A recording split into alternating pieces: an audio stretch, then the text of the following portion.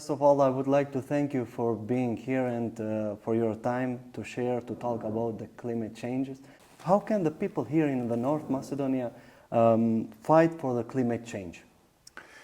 Well, you can't fight against something that you don't know about.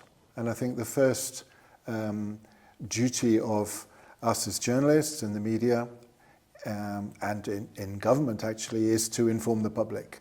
People need to understand what is happening to the climate, the kind of impacts that it's having, and the measures that will have to be taken by every country, including North Macedonia, over the coming years to reduce the impacts of climate change.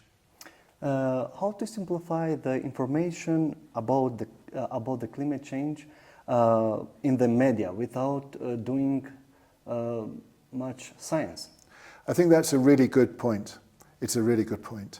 And that we've often talked about climate change in the scientific terms.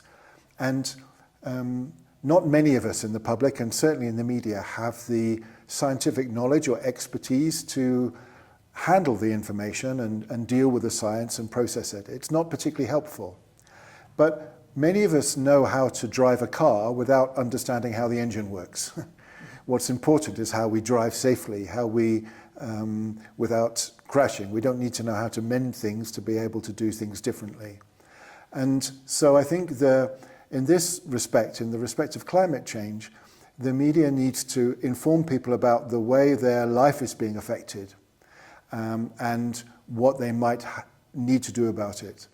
And we see this already in farmers being affected by crops failing that used to succeed, and they have to change the crops, or water supplies might have to change, or people may have to get used to long spells of high temperatures in the summer, or extended periods of drought with no rain, or periods when there's lots of rain lasting for a long time, or when the temperature is, as it is now, many degrees warmer than you would normally expect it to be.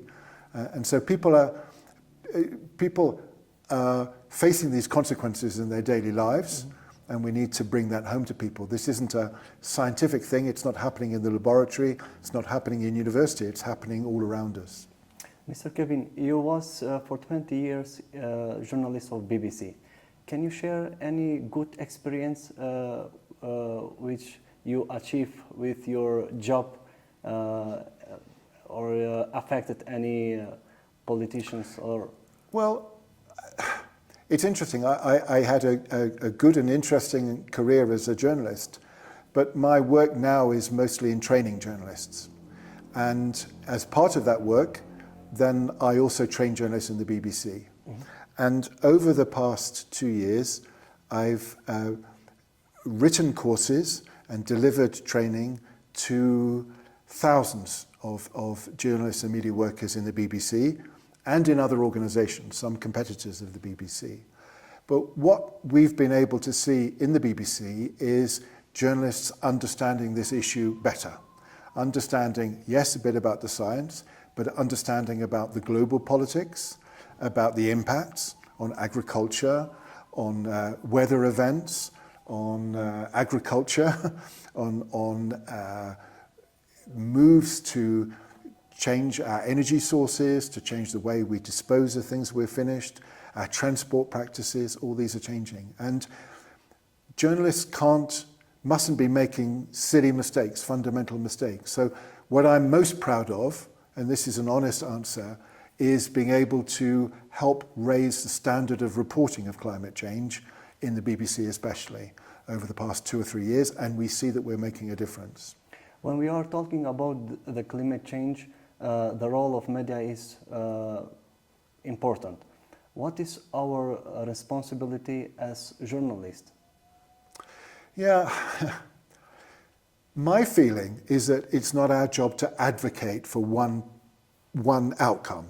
We shouldn't say, for example, we must go always towards solar energy, or battery cars are the future, and we must put all our energy. It's our job to display the various options and the consequences of the choices that people have to make. So, of course, it may feel if you're struggling to keep an old car on the road, you don't have the money, It's a bit academic to think about the next car you might have. But people are buying cars. What cars should they buy? What are the right cars? What are the consequences? What decisions should they make about what they eat and what they buy, where they travel? And to this extent, I often draw the comparison with COVID, with the coronavirus pandemic.